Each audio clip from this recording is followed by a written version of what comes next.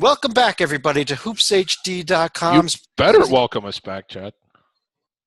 I'm just saying, David. you better welcome us back. What was that for? What the hell? Welcome to our Big East preview show. This is the show where we're going to take a look at all 10 members of the Big East Conference, tell you how we think they're going to finish this year, who's going to win the conference, and give you all kinds of expert insight from our whole panel here. I'm your host, Chad Sherwood, joined by David Griggs, Matt Zukowski, Joby Fortson, John Slika, John Titel. I think that's everybody. And let's start right off at the top. And the team that KenPom.com just picked preseason as the number one team in the nation. That is not the Georgetown Hoyas. It is the Villanova Wildcats. And Matt, being a Big East guy. Let me start with you on this Villanova team. Is KenPom right? Is this a Final Four caliber Villanova team? Absolutely, and actually, after some thinking about it and looking at rosters of that, they actually are my number one team too. They return a lot, and they have a little bit coming back, and we're bringing it in, coming back for freshmen. Just a nice blend of that. And Jalen Brunson might be my best overall player in college basketball. That kid does it all. Sets his teammates up, hits threes, gets to the line, hits his free throws, finishes at the rim.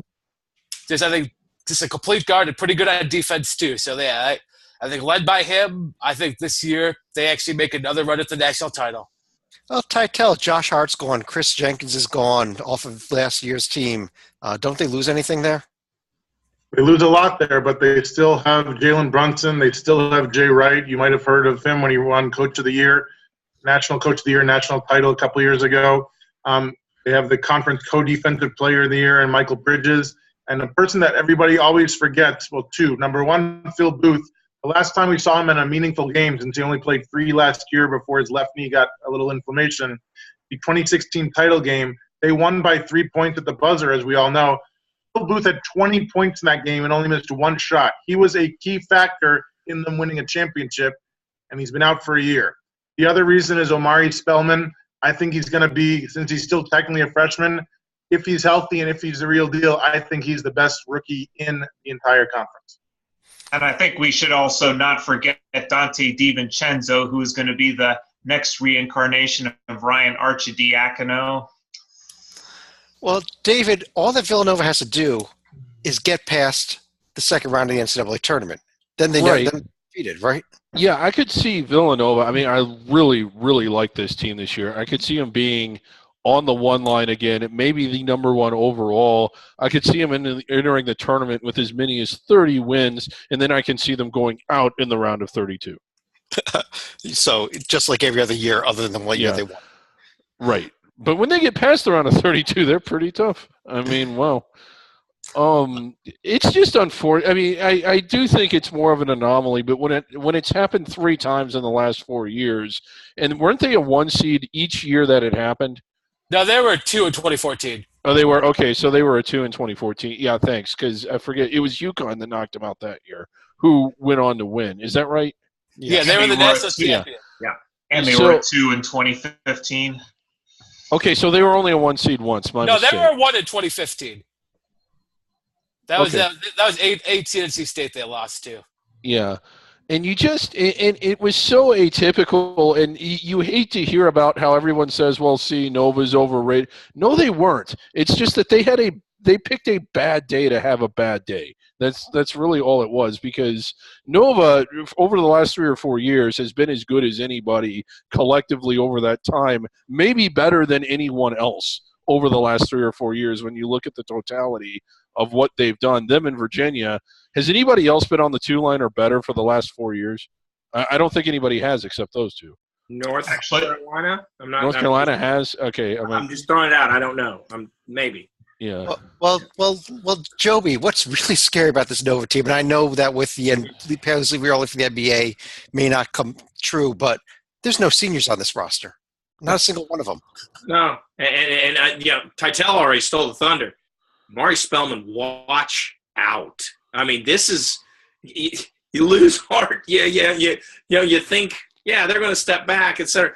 No, this Nova team is exactly as all of us are saying. This is a preseason 1 seed team, especially. And what I like the most about it is I truly believe that this recruiting season shows that Jay Wright's a pretty clean guy. And this is why. Because Nova was the front runner for one of these kids that's been caught up in all this spot. They were way out in front. Virginia also was in it, but Nova was the favorite. Magically, out of nowhere, he decided to go somewhere else. Sorry, Titel. And now it's been shown that he had 20,000 reasons for it. Well, I'm pretty confident that had Nova backed up 20,000 reasons, he'd still be in Philadelphia as a hometown kid. He's not. That says to me, by absence, give Jay Wright. I mean, give Jay Wright credit for doing the right thing. I know that sounds so silly, but buzz that, man! That horrible joke. Yeah.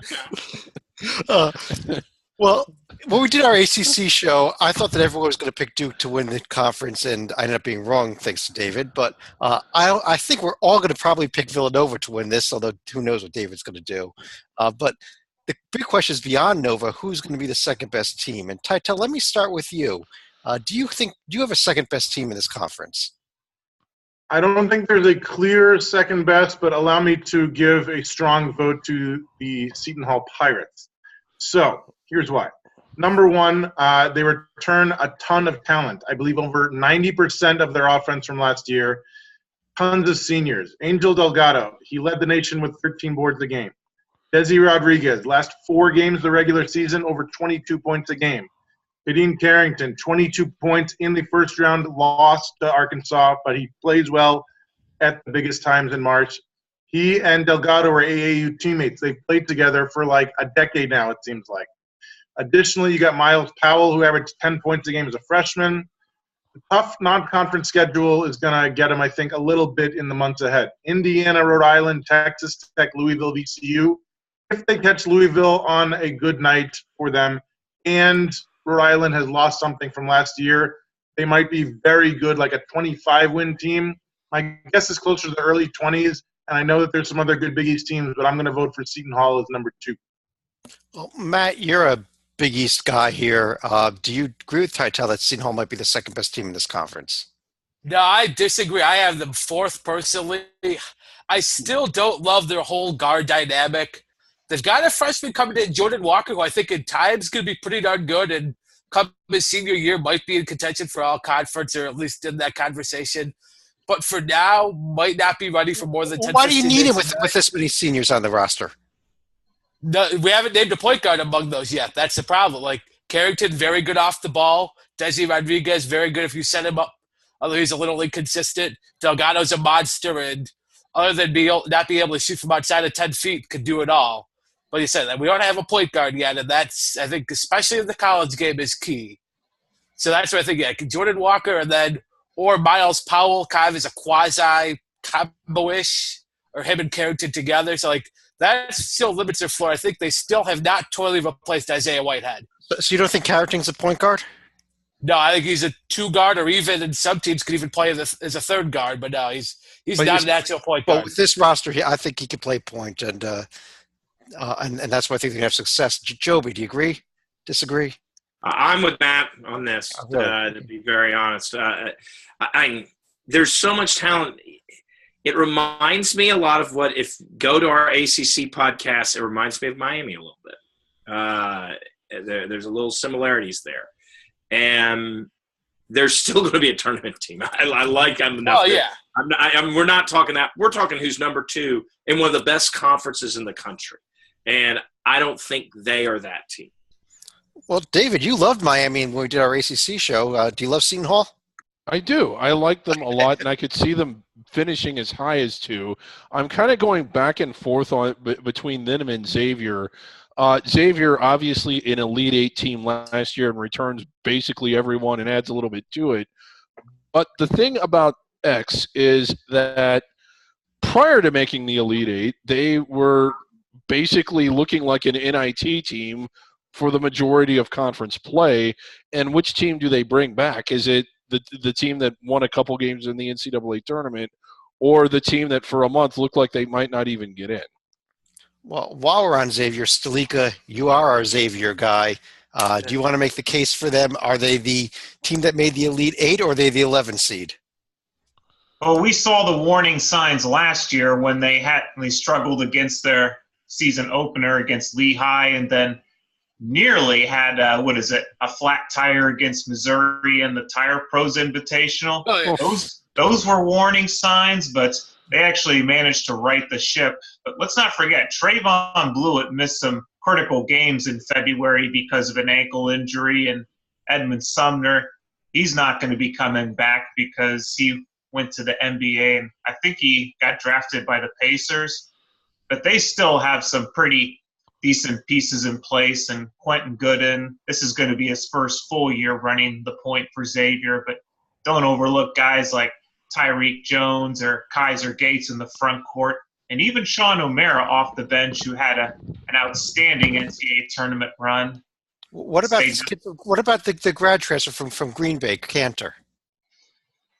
He may be filling in a role similar to what Rashid Gaston had done last year, but once you got to March, you weren't seeing as much of Gaston. You were seeing more of Tyreek Jones, but it will help to have him in the front court for this upcoming year. I mean, he was 11 points and 6 boards a game last year for Green Bay. I know it's an upgrading conference, but I think he could be a big factor for him. He'll be one of the factors, but the biggest plus was when Trayvon Blewett pulled his name out of the NBA draft and decided he was going to come back for his senior season. Matt, do you like the Xavier team as much as Stalika's, who's just crowned national champions? No, I like them a lot. I think they're going to be something like a 5 or 6 seed in the tournament, and probably about third in the conference. No, I like them. Here's a name to watch in them: Najee Marshall, like a 6'6", 6'7", kind of utility wing where does everything well. Not a great shooter yet. That's probably what's going to keep him at Xavier for 3 or 4 years. But no, do it all. And I think will blend nicely because you'll have Blewett, Gooden, and Mikura. I think Marshall kind of blends nicely into that mix there. And even though Paul Scruggs is a freshman that probably got a little more attention when he committed, Marshall is the guy I think most years would even be, I think, my biggest frosh of the year. But just because you have a 5-star guy and Amari Spellman now eligible at Nova, Marshall's probably second on that list. But that kid, I think, is going to be a key for them, and I think help kind of blend everything together. And then one of Xavier's losses in Jared Ritter is going to be Missouri State's game the following season. Yeah, he's probably at the right level now. Yeah, because he wasn't that much of a key player at Xavier, so good for them. But I like this team. I mean, I could see them finishing as a protected seed, or I could see them finishing somewhere inside the bubble, but in the bottom half of the bracket as well. I mean, probably more likely a protected seed, though. But, God, I mean, when they lost by 25 or whatever it was at home to Marquette last year, I was just like, I mean, good grief, this team is not getting it done. It didn't matter where they played Marquette last year. Yeah. What's funny is the game before they played really well against Butler and just lost it at the end. But that was a well played game by both teams. That wasn't a bad Xavier performance. So. Well, Tytel, we're going to learn a lot fairly early on about the Xavier team. They've got a tough early schedule, don't they? Brutal. A couple cupcakes to start, and then they go to Wisconsin during the first 7 days of the season on Thursday, November 16th. And they have Baylor and Cincinnati back-to-back, albeit at home. But if they lose all 3 of those and start out 4-3, I think that we're looking at an 11 seed. If they somehow win all 3, we're looking at an Elite Eight. Well, they could be the 11 seed and an Elite Eight. You never know. Yeah. I mean, there's always that. Matt, let me turn back to you for one other team here. I know you weren't big on Seton Hall finish second. How about this Providence team? There's my second place team. Whoa! Yep. Buzzer! God. They returned most everyone. I know they have a little issue right now with Emmett Holt that I think would have actually been a lot more painful last year, but no. I like it. Yeah, experience come in. Kyron Cartwright, Jalen Lindsey, Rodney Bullock, and then all of the frost. You got, I think, 2 guys. Makai Ashton Langford originally committed to UConn, opened things up when things kind of went haywire in stores in the spring. And I think he'll play with Cartwright some and also will be his backup. And then one kid also to watch, Nate Watson. He's a guy who had offers from Kansas, North Carolina, Maryland, chose Providence, and I think, especially with the Holt situation, now will probably be the starting five. How long is Holt out? Do we know that? It's a weird situation. Like, I was following up on Providence closely during the David Duke recruitment for personal reasons, but wanting him not to go to a certain school on his final list. But yeah, no, so it's still a little bit up in the air. Okay. But no, I think even with that, like, I like what they have back. And also, one guy who had to miss last year, but I think could be a quietly key contributor, is Jew Edwards. Could hit the three, could put the ball in his hands a little bit. And I think, getting him with their freshmen and what they return, I like this group a lot. And I think, speaking of protected seed, I have them as a 4 seed in my preseason bracket. Joby, do you agree with him? This team does have most of its players back from the third place team last year. I love what Cooley's done here, but I can't go protected seed. That's getting all the crazy talk element. They're not my number 2 team. I think Blewett and company will be my number 2 team here. Is Providence a tournament team? Most certainly. I like what they do. I like what they have. Bullock is in particular. I think he is a really underrated player, to be honest. Even though you would think he'd be at the top of the line, he might have a chance to crack in the Big East, all Big East, at least second team. Yeah, he was second team preseason. Yeah, so they're a good team. They're on the top. They're wearing white, but I won't go protected. I hope they finish a lot better than what they did against USC in the tournament last year, where they had the big halftime lead and completely melted down. They were such a better team, too. That's what's so depressing about that game. They were a better team. Well, David, you don't like Providence. Why don't you like them? No, I like them all right. I just don't like them as a protected seed. I think that they're in the 7-10 range somewhere, which is, yeah. But, I mean, I don't think they're second in the Big East, although they were third last year. I just don't see them being second this year. Well, Tytel, let me bring you back in here and ask about another team, the Creighton Blue Jays. Is this team back in the field again this year? I think so. I got to interview Ronnie Harrell Jr. a couple weeks ago. Super nice guy, very well-spoken for a junior. I usually think that only the seniors are the guys that the SIDs want to throw out there. But he was really nice. His cousin is Chauncey Billups, and he's really like, they're not just like buds or relatives. Like, Chauncey's helped guide his career both on and off the court. A little guard heavy as opposed to some of the other teams in the conference that have big men. But when your guards are Marcus Foster, Ronnie Harrell Jr., and Kyrie Thomas, all guys who scored in double figures in the tourney last year in the Lost Rhode Island, I think that Coach McDermott has enough pieces in the backcourt. If he can find a little bit of help in the front court and let the offense do their thing from the backcourt, from the perimeter, I think they're going to be okay. Well, they got a guy. They got a freshman, Jacob Epperson. They have a D2 transfer, Manny Suarez, the 6'10", 6'11" guys.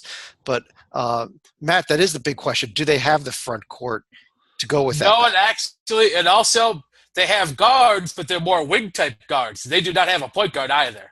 So that's weak in the front court and not having a true point guard. Those are two big no-nos for me. That's why I don't have them in my field. I have them 8th in the Big East.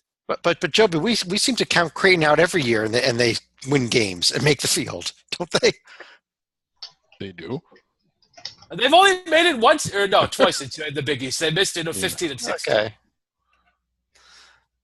All right, but Joby, yeah. Joe, I think we lost Joby. Let's try to get him back. I'm here. Okay. I think we could see last year McDermott did what he usually doesn't do, which is he actually kind of finished strong. I think David has said it for years. You see these Creighton teams pop out. They hit their 20 wins like in January. Yeah. And then that's what I was still at 20 wins in March.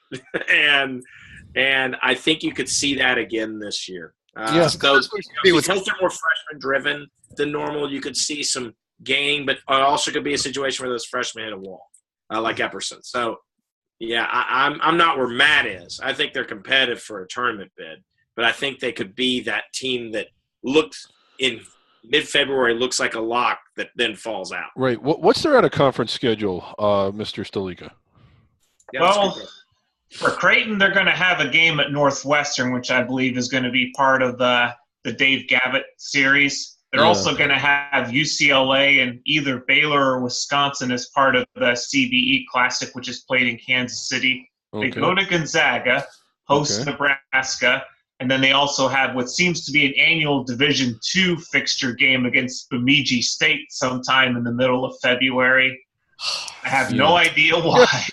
Well, anyway, I could see them. I mean, I don't see them beating Nebraska. That's just not going to happen. But I could see them winning some of those big games, if not all of them, and then they get in the conference play. I could see them being one of the biggest surprises and biggest stories in college basketball, ranked maybe 6th or 7th going into February, and then they lose 9 of their last 10 and get in as a 10 seed, and they're out by the first weekend. Oh, there's one trap game I forgot to mention for Creighton. That's going to be Texas-Arlington. Huh? Okay. Yeah. Matt, how about the Butler Bulldogs? If you don't like Creighton, are you on their bandwagon? I'm moderately on there. I think they'll be in the tournament. I think I had them actually in a play-in game, but I think they'll sneak back in. You return Keelan Martin, Tyler Weideman, Kamar Baldwin. You actually kept all but one of a very good 2017 recruiting class. Well, I think, Christian David and Aaron Thompson will be two for this year, especially for the future, given that the 2018 recruiting is not looking so hot now. I think there's enough there that they'll sneak in the tournament, but it's one now, stock on the whole down, and probably even a little down. Because remember, they were a 4 seed that went to the Sweet 16 last year, so they're going to take a step down from that. Titel, 4 head coaches in 5 years. That's not a good formula, is it? It's not, although Ohio State seems to like some of them. And I like LaVall Jordan in terms of he's got the Butler pedigree. And 5 years ago, he was in the NCAA title game as an assistant to John Beilein at Michigan. I usually hate rookie coaches. He gives me a little more comfort because of the fact that he has the Butler ties and he's got national championship game ties. So I think they actually have more size up front than many other teams in the conference with Weidman and Martin. They made it to the Sweet 16 before losing to the champs. So I think they're going to be okay, and I think they might even be better than Creighton. Little side note on LaVall Jordan. He had a completely bare cupboard to work with in Milwaukee last year, yet they still made it to the championship game of the Horizon League, but fell a game short against Northern Kentucky. Well, let's go beyond these top 6 teams. And Titel, let me turn back to you on Chris Mullen's squad there in St. John's. I said before we went on the air that if a team is going to surprise and make the field out of this conference, this is the team I'm kind of keeping an eye on. Do you think they have a shot? They do, which is something we've not said about St. John's in a decade, it seems like, either. A very doable non-conference schedule. They get St. Joe's at the neutral site of Uncasville, Connecticut, and they get the Lopes, and they get the hated Arizona State Sun Devils, then Oregon State, because apparently they're trying the Pac-12 now. They host somebody named Malloy on November 20th, which should be neat, and they get Tim Miles. I mean, this is a conference of the people we got going on here. They are very great in the backcourt with guys like Pons and Lovett. They got Bashir Ahmed on the wing. I still don't know about Mullen as an actual college coach, but at least he and Patrick Ewing can relive their dream team memories from 1992 when they faced off against Georgetown. Joby, it's hard to believe that St. John's was actually 21 wins in 23 years ago in a 9 seed, because that's how bad they fell. But do you think they have a shot here? What are your thoughts on that? No, I'm not on this. I'm not on this bandwagon. The reason why we are talking about St. John's at all, to be very honest, Chris Mullen, I think, is one reason. But the other reason is they were not the worst team last year. They weren't just god-awful. They showed some signs of life. I don't know if they take the next step beyond the 14, 15, 16-win space. I don't see it. The only reason that it might be is because the bottom half of the Big East is a little down. And there's teams like, do they play Creighton in late February? Because that'll be a win. That's it. No, I'm not on the St. John's bandwagon for a tournament bid or even an NIT bid. And unfortunately, both their Creighton games come in January. So, there you go. So more examples how Creighton will puff up their record. Right? Yeah. David, will you at least join me on the St. John's bandwagon? No. I'm just not big on them at all for basically all the reasons Joby said. We are impressed with what they did last year because they didn't stink. but that doesn't mean that they were necessarily good. I don't see them. If St. John's makes the NIT, I'll be incredibly impressed. Well, I want to go to a special guest commentator to respond to what David just said here. Here he is right now. That's the wrong guest commentator. We can throw that one in there, but here's I think from now on I should man the You are buzzer. 100% wrong. I mean, nothing you've said has been right.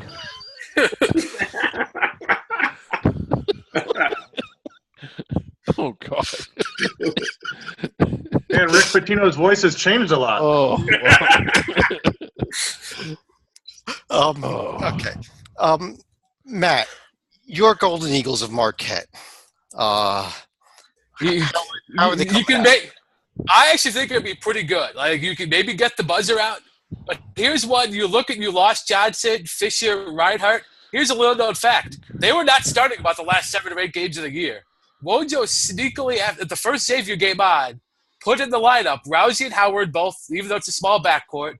Dwayne Wilson, although he really was a fifth star. And then you had Hauser and Held up front. And Held actually played very well once he got into the starting lineup. And that, so yeah, you return the other 4 starters. And I think some parts coming in. A guy who redshirted who actually has looked very good coming off his redshirt, Sakara Nim. 6'5" wing, who actually very good senior year in Minnesota as a high schooler. Didn't play much as a freshman, but now running about 6'5", pretty athletic, not a great shooter. That's the one come out. And then also, here's one to look for. Sam Hauser in the first exhibition game, 27-10. I think that could take it a big step up. I actually thought he was the second or third best player last year, but deferred a little bit to the upperclassmen. He's done deferring, and I think that's going to be a good thing. Yeah. Titel, you agree with him? You think his team is going to be there? It's a great stat. I think they have enough. They lost some major senior talent, but I do like Wojo as a coach. I didn't realize Hauser was ready to make the leap. It sounds like he might be. I really like Rousey. I got to interview him last month. Super nice kid. He admits he's never really been a leader, and it's going to be new to him, but he's willing to embrace the challenge. Even if after this year when Rousey's gone, if everybody stays, I think their sophomore class, joining Hauser of Marcus Howard, Ned Morrow, I think the pieces are in place for a nice stretch for the years ahead for Marquette. All right. Stalika, you're a big DePaul fan. No? Yeah, but I think I forgot to mention them in the ACC. Oh, so he's the one. He's the DePaul fan. Well, you got a new arena coming in this year, right? Just for John. It's like they're going to call it the Stalika. Yep, they're going to have, Wintrust Arena opening up against Notre Dame in November, but not much else beyond that to look forward to. It's also going to be the first time in what seems like 10 years that Billy Garrett Jr. is not going to be part of their starting lineup. So, Joby, no hope for the Blue Demons this year? We lost Joby again, I think. We lost Joby, but I think that speaks volumes in itself. Well, there's hope because they're not going to finish. Yeah, they'll get it. You know what? They were 2-16 last year. In my opinion, they're assured of at least 2-16. Well, Joby, why are they going to be 2-16? Well, our favorite team, Georgetown, is back, and wow, they're awful. And I don't see how. I'm sorry. The skepticism we talked about with Mullen, and others, and Danny Manning in the ACC. Whereas I think Manning's showing something, so it's not foolproof, but usually great players make great awful coaches. And I just don't see Ewing doing this at all. They lose pretty much everybody of note that can do anything. Maybe they trip into a win somewhere. Maybe. I don't know. And here's the problem. I think this could really be a long-term awful thing for them. As in, we're laughing, we're saying, but we still think of Georgetown as the Patrick Ewing era.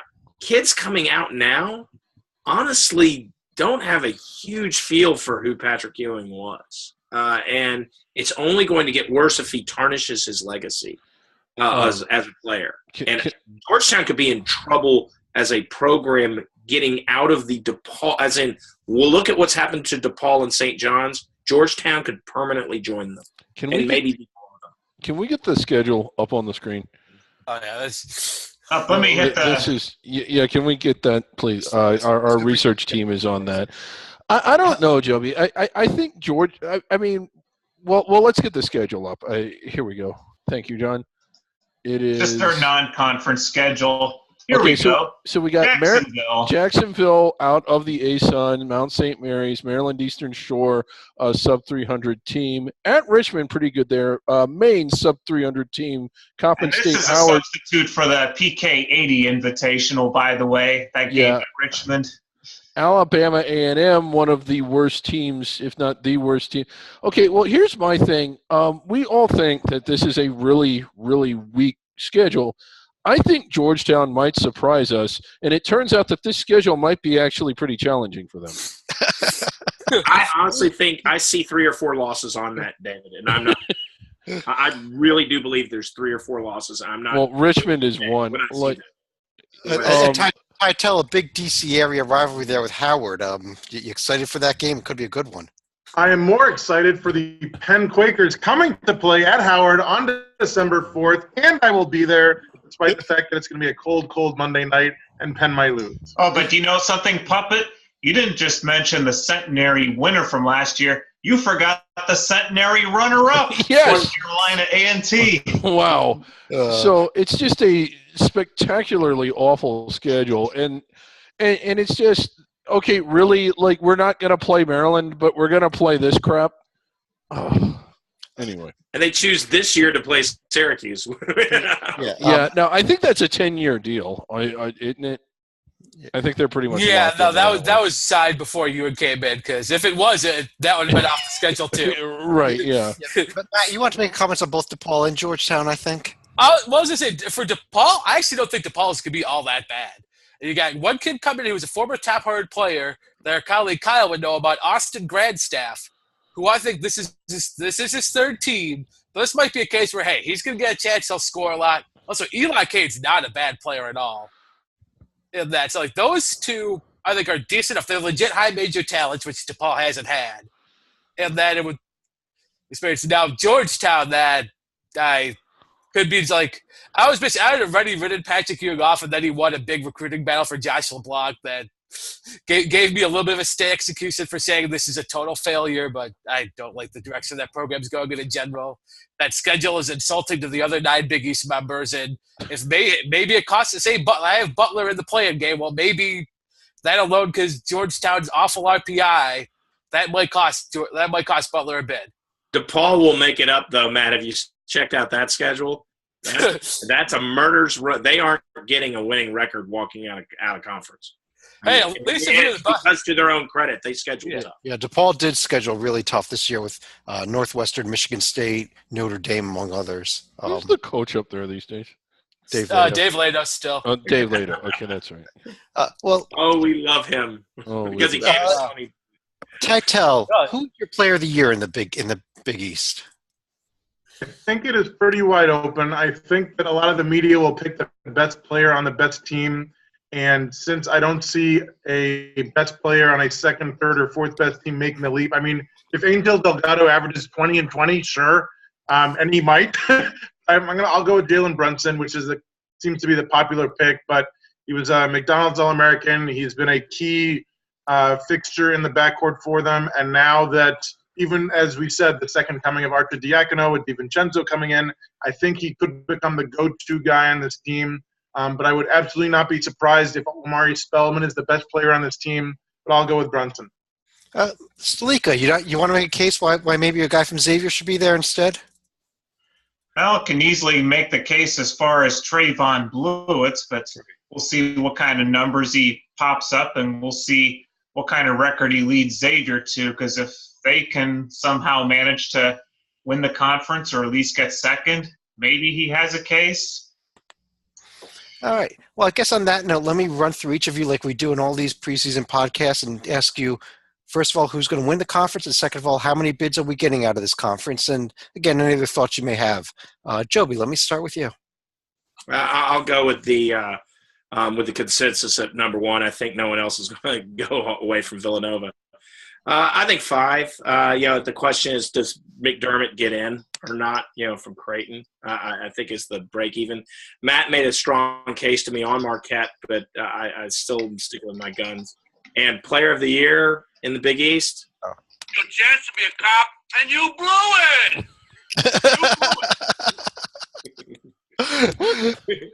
Salika, he's going with your guy, but let me get your thoughts on the number of bids in your champion. I'm going to say Villanova wins the league. I'm going to say there are 5 locks in Villanova, the Hall, Xavier, Providence, and Butler. And I think Marquette or Creighton will get the 6th bid out of the Big East. Matt, you want to tell him where he's wrong? I have 6 bids, but I think in that I have Villanova winning. And also, have Providence, Xavier, Seton Hall, Marquette, and I have Butler. So I don't think Creighton is even going to be in consideration. If another Big East team makes consideration, that actually would be St. John's for me. But I think 6 will, and St. John's will be kind of right in the middle of the NIT bracket. And Titel, we just heard that Butler is a lock. Do you want to tell? I think Titel said that. I don't quite get that one. I see. I'd say 4 locks. I think Butler and Creighton are a solid bubble. I would not sleep on Marquette. I think they could also sneak in. So I'll set the over/under at 5.5. I think 5 are getting in. I don't know about 6, but I hope so. I actually agree pretty much 100% with you on the 4 locks. I think it's Butler, Creighton, Marquette, St. John's for at least 1, maybe 2 spots. David, let me go to you last but not least on your picks on this conference. And Okay. And if you say Georgetown, we got problems. Well, no, okay. I think the Johnnies, Georgetown, and DePaul missed the tournament, and then of the remaining 7, I think 6 get in, with Creighton and Marquette kind of dueling it out for that final spot there. But again, are these final thoughts, Chad? Yeah, sure. Go with your final thought. Okay. Too. Well, one of the things that we've seen a lot of, and it's been great, are these charity exhibition basketball games. I don't know if anybody I think Providence from the Big East has played UConn. Matt mentioned the game that Marquette played tonight. And Chad, I'm just really excited to be launching this right here. Let me get this up on the screen. This is the David Griggs Foundation. And I'll be collecting – I mean, and how do you do this? You just go to Hoops HD. There's going to be a tab at the top of the screen, and you just click here to give money, and the money goes straight to the foundation. David, we got problems. What's the problem? Your own foundation. No, the money goes to the foundation. Yes. What's the foundation do? Well, it's the foundation. It just, I mean, it goes to that. It goes to grow the foundation and do the good. David, we can't do this. If you've seen Seinfeld, we've already bunked the theory of the human fund. Well, see, I got Chad in the picture, so it's legit. Please do not give any money to this. Please, everyone out there, do not give money to David Griggs. He's just going to spend it on more alcohol. Don't. But I guess on that note, once again, if you see this page, do not click on that link. But I am your host, Chad Sherwood. Thanks for joining us for this Big East podcast. On behalf of Matt Sikowski and John Salika, John Titel, Joey Fortson, and David Griggs is probably not going to be invited back for another one of these. Thanks for joining us. We'll be back real soon with more preseason podcasts. Have a great evening, everyone.